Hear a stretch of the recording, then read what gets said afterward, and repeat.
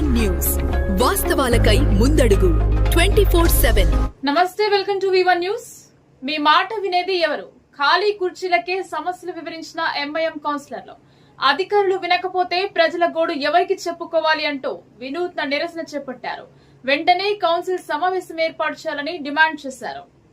Bodhan municipality పరిధిలో వార్డుల సమస్యల పరిష్కారంలో అధికారులు నిర్లక్ష్యంగా వ్యవహరిస్తున్నారంటూ ఎంఐఎం పార్టీ నాయకులు, కౌన్సిలర్లు సోమవారం బల్దియా కార్యాలయం ఎదుట వినూత్న నిరసన చేపట్టారు. మున్సిపల్ కార్యాలయం ముందు టెంట్ ఏర్పాటు చేసి స్వయంగా కౌన్సిల్ సమావేశాన్ని నిర్వహించారు.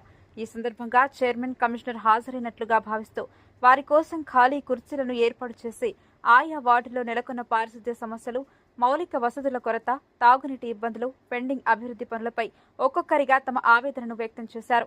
అధికారులకు ప్రజల సమస్యలు వినిపించడం లేదని, ఎన్నిసార్లు వినతులు ఇచ్చినా స్పందన లేకపోవడంతోనే ఈ విధంగా నిరసనకు దిగాల్సి వచ్చిందని ఎంఐఎం నాయకులు ఆగ్రహం వ్యక్తం చేశారు.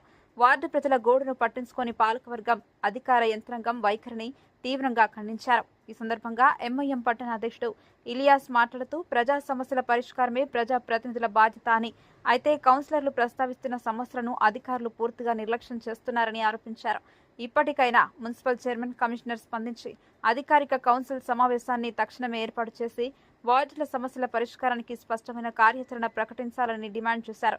ప్రజా ప్రతినిధులు ఖాళీ కుర్చీలకు సమస్యలు చెప్పుకునే పరిస్థితి రావడం బోధన్ బల్దియాలో పాలనా వైఫల్యానికి అద్దం పడుతుందని వారు వ్యాఖ్యానించారు. ఈరోజు బోధన్ మున్సిపాలిటీ ఎదుట కౌన్సిల్ హాల్ ఏర్పాటు చేయబడ్డది.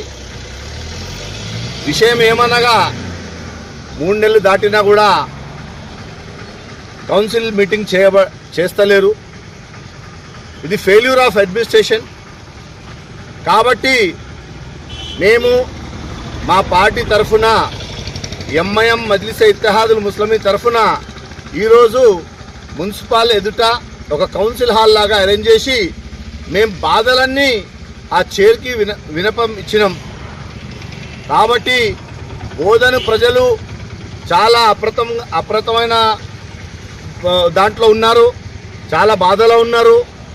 ఎందుకంటే డ్రైన్స్, వాటర్ వర్క్స్ ప్లస్ ఏ ఒక్క పని కూడా సరిగా అవుతలేదు. స్పెషల్లీ మొన్న ఎండాకాలం అనేది పోయింది, దాంట్లో వాటర్ ఫెసిలిటీ ఇవ్వలేకపోతున్నాం, ఫెయిల్ అవుతున్నాం. ప్రజలంతా వచ్చి మా ఇంటి ముందర కూర్చుంటున్నారు. ఇంకోటి బక్రీద్ అసంటి ఫెస్టివల్ పోయింది, దాంట్లో కూడా మాకు మీటింగ్ తీసుకోలే. ఇప్పుడు వచ్చేది అంటే రైనీ సీజన్లో అన్ని కచ్చా డ్రైన్స్ యాజ్ ఇట్ ఈస్గా పెండింగ్ ఉన్నాయి.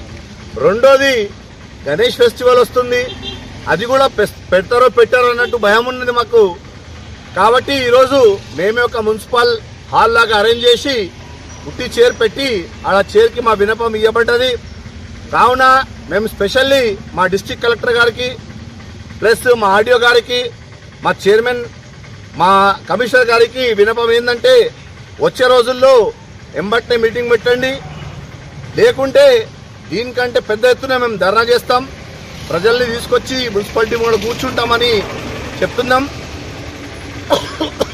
సమాధానం ఏమిచ్చారు కమిషనర్ గారు? ఇట్లా కమిషనర్ గారిని ఎప్పుడు మేము అడిగినా కూడా ఒకటే సమాధానం, పెడతాం సార్, మీటింగ్ పెడతాం, కానీ మా బాధలు ఏమి వింటలేరు.